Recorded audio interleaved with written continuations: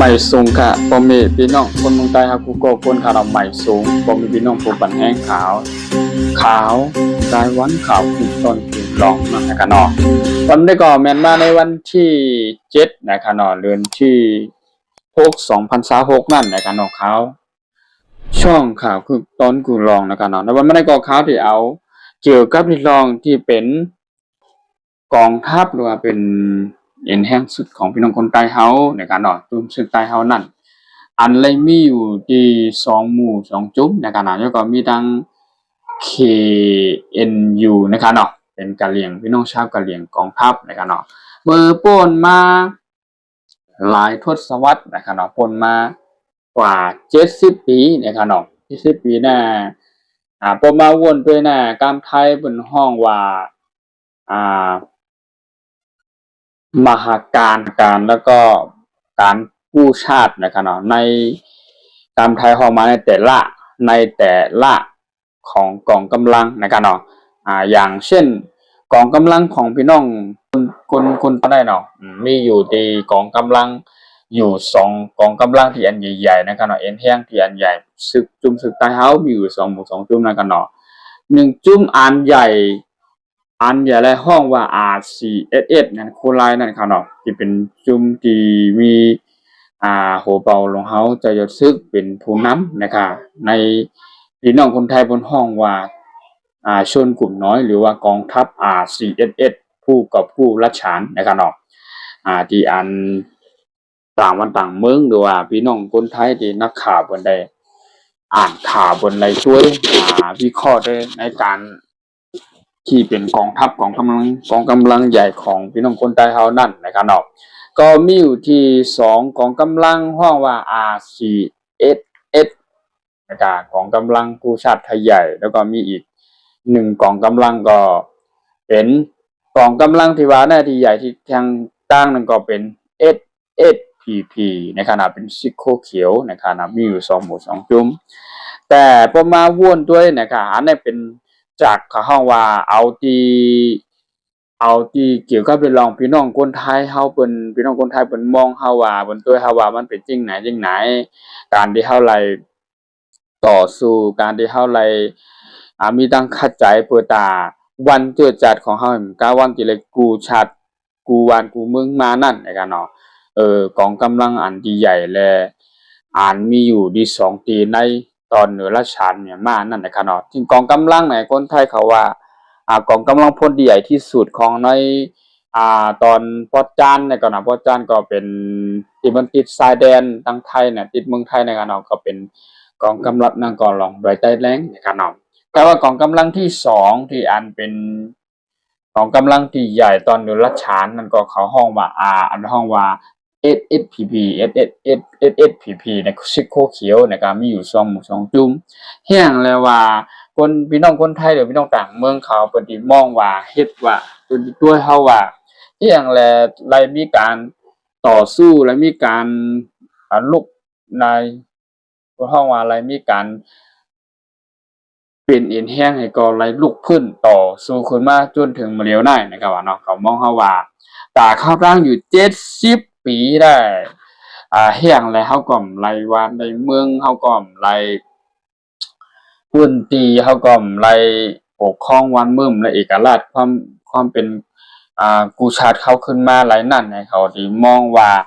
1ในภายกองกำลังที่อันอยู่ตั้งตอนเหนือราชฉานเนี่ยก็คนไทยเนาะเพิ่นว่าเนาะตอนเหนือราชฉานนั่นก็คือจุมซึโคเขียวเฮานะพี่น้องซึโคเขียวก็เป็น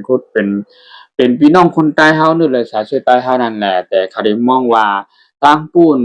ที่มีพี่น้องว่าหรือว่ามีพี่น้องทางเขเพิ่นที่อาบหนุนหลังนะครับไทยฮ้องว่าหนุนหลังโดยช่วยเหลือทางปุ้นอยู่นะครับเนาะอาจจะเกี่ยวกับเรื่องเงินเรื่องทองเรื่องเขาฮ้องว่าป้ายบางมีนะครับเนาะมีผลประโยชน์นะครับเนาะมีเกี่ยวกับผลประโยชน์เอาส่วนผลประโยชน์เป็นใหญ่นะครับไทยก็เอาส่วนที่ผลประโยชน์เป็นใหญ่หรือว่าเอาเขาเข้ามาเอาไปบางที่เป็นใหญ่นะครับเนาะทั้งคนก็เป็นแทงตีหนึ่งกำได้ประมาณมองมาตัวทางในตอนเหนือซิกตังปอดไหลใต้แรงเฮาได้เป็น ซึกโคไลในการ RCSS ในการ RCSS เป็นมีผู้นำของเฮาก็จะยศซึกหรือผู้เป่าหลวงเฮาในการที่นำอยู่ในกองทัพที่อันใหญ่ที่สุดของในเมืองต่างเมืองใต้ประการในการเนาะพี่น้องคนไทยหรือพี่น้องต่างชาติที่เพิ่นมาเอาข่าวเพิ่นก็สิมองว่ากองกำลังนั้นก็เป็นกองกำลังที่ใหญ่และแข็งแกร่งที่สุดในตอนในรัชกาลในการเนาะของกลุ่มกำลังกู้ชาติไทยใหญ่ที่ก็ว่าในการเนาะก็ฝ่ายกองกำลังนั่นแหละที่เป็นคนที่กองกำลังที่เพียวยากยาเมากำในการเนาะแล้วก็เฮ็ดให้เขาวันคนเมืองนะว่าพี่น้องคนเมืองเฮาเนี่ยหนังสือโปรแต่ไรอยู่ซากษานั่นแล้วก็ก็เลยมีการลงพื้นที่กับแล้วก็เอาไปอีเอาพี่น้องประชาชนในการเอาคนเมืองเป็นใหญ่กว่านะครับแล้วก็กองกำลังในใหญ่ในอย่างไรวันนั้นเนี่ยก็มันมีข้อโต้แย้งกันอยู่ข้อโต้แย้งซึ่งคือนั่นเป็นจริงว่าข้อโต้แย้งก็หมายถึงว่าตั้งกองกำลังผายตั้งปุ้นที่เอาไปมักมีเอาปุ้นส่วนตัวเป็นใหญ่กว่ามันก็มีพี่น้องว่าเพิ่นหนุนหลังอยู่พี่น้องคนเขเขาหนุนหลังอยู่ในการเอาอยู่ภายหลังแน่นอนอยู่แต่ว่าตั้งในแต่มีภัยอยู่ภายหลังมีภัยหนุนหลังห้องว่ายืนด้วยเนื้อแข้งเนื้อขาตัวเก่าแต่ในการเพิ่นกำไทยก็เป็นห้องว่าเป็นกองกำลังเตียนต่อสู้ด้วยตนเองมาด้วยตลอดนะครับเนาะแล้วก็มีพี่น้องประชาชนหรือว่ามีพี่น้องขวันคนเมืองก็อยู่เคียงข้างนะเป็นแห่งอกแห่งใจกันมาดาเสนะครับเนาะของกำลังในที่อย่างแลพี่น้องคนไทยคนต่างเมืองเขาเพิ่นมองว่าที่อย่างไรเฮาพร้อมเสียงเปล่งปากกันให้พอเกี่ยวกับเป็นรองกองกำลังและ2อินเฮียงอันใหญ่สมุ2ตุ้มได้เนี่ยเขามองว่าจริงไหนเที่ยงและพูดมาเป็น60ปี70ปีเนี่ยยังอยู่ภายใต้อาณาจักรของความปกครองของพม่าอยู่นะครับก็ดีมองว่าจริงไหนแต่ได้ว่ามาวนได้แทงอันนี้ข้อเปรียบเทียบคณะอันนี้เป็นข้อเปรียบเทียบและปรุงแตกมันมาร้ายนะครับข้อเปรียบเทียบเลยปรุงแตกนะครับเนาะกำไทยเนี่ยอันนี้เขาก็ไล่ลาดเป็นกำไตด้วยกำไทยด้วยดิแปรปันตีป่องดีกว่าที่มามันเนี่ยแล้วก็มีทางกองกำลังพี่น้องชาวกะเหรี่ยงบนห้องว่า KNU นั่นนะครับเนาะ KNU นั่นก็กองกำลังนั่นก็ใหญ่แต่อีกนะมีอยู่7กองกำลังพลมีอยู่7กองกำลังนะครับพี่น้องเฮียงแลมันไหลมามีข้อตกลงบ่แม่นกันนั่นแหละมือมันเกี่ยวกับเรื่องรองศาสนานะครับว่าบ่นี้บ่ว่าจังไหน1ปีนึงเห็นเก้าปาก9,994เนาะ94ได้นะเห็น9ปาก94นะครับเนาะมันมีแก่นเหลียงที่เป็นนับถือศาสนาพุทธแล้วก็นับถือศาสนาคริสต์เนี่ยว่าแล้วก็นั่นก็เลยมาแตกแยกกันมาผีกันน่ะเฮ็ดให้พายกะเหรี่ยงที่อันเป็นกะเหรี่ยงคริสต์น่ะหำเตอยู่ภายใต้นั้นก็ไปความคิดสั่งทั้งเมืองมานซึกมานเขาในกันเนาะเอาแล้วก็หันเงินเป็นใหญ่หันไปบางมีเป็นใหญ่ในกันมีบนห้องว่ากลุ่มนายทุนในกันเนาะกำไทยเนาะการค้าขายก็อาจจะมีเรื่องเงินเรื่องทองแล้วก็มีเรื่องปลายบางมีแหละส่วนตัวเป็นใหญ่กว่าในกำแรกมีกะเหรี่ยงที่อันยุคของกำลังขึ้นมานั่นก็เป็นห้องว่ากะเหรี่ยงกอทุเลในการเนาะนั่นก็เป็นของกำลังอันนี้เป็นกะเหรี่ยงพุทธนะครับเนาะกะเหรี่ยงพุทธแล้วก็มันก็เลยมีข้อแตกแยกกันเหมือนที่พี่น้องคนใต้เท่านั้นเนาะจุ้มสมหมู่สงจุ้มเหและมีการปอเข้าใจกันอยู่กันก็หมู่ก็จุ้มในการเนาะนี่ก็เหมือนกันอยู่กันก็หมู่ก็จุ้มเหมันก็เลยมีการแตกแยกกันพร้อมเสียงพึ่งปากกันเนี่ยมาถึงกูวันน่ะทุกๆวันนี้เนี่ยกำไทยของเราทุกๆวันนี้ผ่านมาหลายทศวรรษหรือว่า70กว่าปีนี่ก็ได้อยู่ใต้อาณาจักรความปกครองของพม่าอยู่ไล่เอกราชแล้วกับกูมาสักทีเพราะว่าการถามว่ากองกำลังที่ใหญ่ไหมใหญ่กองกำลังกะเหรี่ยงมี2กองกำลังนะใหญ่เต้ๆนะครับเนาะแล้วก็กองกำลังพี่น้องคนใต้เฮาก็มีอยู่ที่2จุ่มเห็นเฮียงอันใหญ่ทั้งคู่เขียวและคู่ร้ายนะครับเพราะว่ามาพร้อมเสียงเปล่งปากกันเนี่ยเฮาก็ตึงปางกันนะครับเนาะเฮาที่คือให้จัดการผูกเข็มเฮานะครับเนาะจัดการผูกเข็มเฮานั่นเฮาที่คือให้ อันพิมพ์ผู้เข็มเฮานั่นแหละมายามมาเก้าเฮ็ดให้หวานเมืองเฮาได้ตุกแยบขาวันคนเมืองก็เลยตุกอยู่กินใจนั่นในขณะในซากไรสาโปไรปลายหวานบ่หามเฮือนโปไรอยู่ในกันเนาะปลายกว่ากุติกูตัง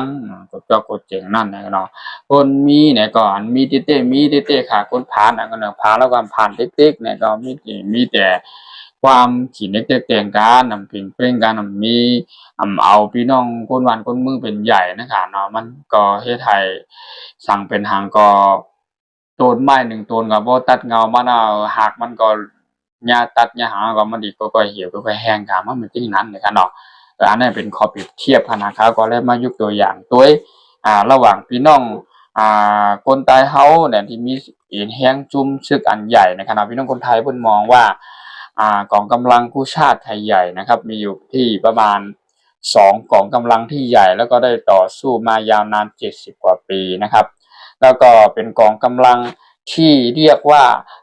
RCSS แล้วก็ SSPP นั่นก็ซิโคไลและคุกเขียวนั่นเองครับเขามองว่าถ้า2กองกำลังนี้ได้มาร่วมมือกันนะครับร่วมมือกันแล้วก็ต่อสู้เป็นหนึ่งอันเดียวกันนะครับในอนาคตหรือว่าต่อไปนี่อาจจะได้กอบกู้เอกราชมาอย่างสมบูรณ์แบบแน่นอนแต่อาจจะใช้เวลาหน่อยนะครับประมาณนี้คนไทยปฏิมองว่าประมาณนี้นะครับแล้วก็มีที่เกี่ยวกับเรื่องกองกำลังหรือว่าพี่น้องชาวกะเหรี่ยงก็มีอยู่ที่2กองกำลังนะครับใหญ่มีกะเหรี่ยงพุทธกับกะเหรี่ยงคริสต์นะครับนั่นเลยมีการแตกแยกกันเมื่อ1994นะครับพุทธกับคริสต์นะครับจริงๆแล้ว2กองกำลังนี่ก็เป็นกองกำลังที่ต่อต้านพม่าเหมือนกันครับอย่างเหมือนอย่างเราพี่น้องชาวไทยใหญ่เช่นกันนะครับก็เป็นกองกำลังที่ใหญ่2กองกำลังนี้ถ้าได้มาร่วมมือร่วมใจกันเป็นหนึ่งเดียวนะครับก็สามารถต่อสู้กับทหารพม่าแน่นอนนะครับเพื่อนจะมองว่าแบบนี้ก็เลยว่าเป็นข่าวเป็นเงาเลยว่าเกี่ยวกับเรื่องบนห้องว่าเกี่ยวกับเรื่องความเป็นมาหรือประวัติศาสตร์ของพี่น้องชาวกะเหรี่ยงและพี่น้องชาวไทยใหญ่ของเรานั่นเองนะครับพี่น้องคนไทยเพิ่นจะมองว่าแบบนี้เนาะชนกลุ่มน้อยนะครับจริงๆแล้วกองกำลังใหญ่นะมันไม่ใช่ชนกลุ่มน้อยๆนะกลุ่มใหญ่แน่นอนครับถ้าต่อสู้แต่คือลองมาจากทหารลองมาจากกองทัพพม่าเลยนะครับไม่ใช่น้อยๆนะครับก็แต่ถึงยังไงก็เฮามีผู้เข็มและศัตรูอันเดียวกันเนาะทั้งพี่น้องชาวกะเหรี่ยงและพี่น้องชาวไทยใหญ่เรามีศัตรูคนเดียวกันนะครับถ้ามี2กองกำลังในแต่ละภาคเนาะหรือว่าพี่น้องชาวกะเหรี่ยงมี2กองกำลังใหญ่ๆหรือว่าพี่น้องชาวไทยใหญ่มี2กองกำลังพลใหญ่ๆถ้ามาร่วมเดียวหนึ่งใจเดียวกันนี่จัดการนี่ทหารพม่านี่กองกำลังพม่านี่ไม่กลัวแล้วนะครับไม่กลัวกระดิกนิ้วก็ไปได้หมดเลยนะครับนั่นแหละพี่น้องคนไทยหรือว่าพี่น้องชาวต่างบ้านต่างเมืองต่างประเทศเพิ่นก็มองว่าเป็นจริงไหนนะครับเนาะเกี่ยวกับเรื่องประวัติศาสตร์ความเป็นมาของพี่น้องคนไทย2กองกำลัง2จุ่มเอ็นแห้งอันใหญ่ที่สุดค่ะเนาะ2จุ่มในค่ะเนาะมี RCSS นะแล้วก็มี SSPP นะครับ2จุ่มนะครับพี่น้องชาวกะเหรี่ยงก็มีกองกำลังมีกะเหรี่ยงพุทธกับกะเหรี่ยงคริสต์นะครับเนาะเนี่ยกองกำลังใหญ่เหมือนกันนะครับเนาะผมเป็นพี่น้องเขาก็โคข่าวได้ก็เกี่ยวกับเรื่องประวัติศาสตร์ด้วยว่าความเป็นมาในแต่ละชนเผ่าในแต่ละกองกำลังมันก็มีหนังไหนว่าหนังไหนนะครับเนาะยินจมขอบใจนะพ่อพี่น้องเขาที่ทำมากันไปแจ้งข่าวก็เลยมีข่าวอันพอดตอนหนึ่งเสไรมีเกี่ยวกับเรื่องก็อะไรเขาก็ต้องมาหมุนเมทัดสั่งป่วยที่หนังว่านะครับเนาะมีอินแห้งใหญ่นะครับก็มาวนไปพี่น้องคนใต้เฮาแน่นะสึกใต้เฮาแน่อินแห้งอันใหญ่เนาะ2จุ่มมันก็จะจุ่มเล็กๆนะแต่จุ่มแล้วก็จุ่มใหญ่แล้วก็อินแห้งคนใหญ่นั่นค่ะเนาะแล้วก็มีการเลี้ยงพี่น้องชาวกะเหรี่ยงทางกองกำลังใหญ่เหมือนกันนะครับ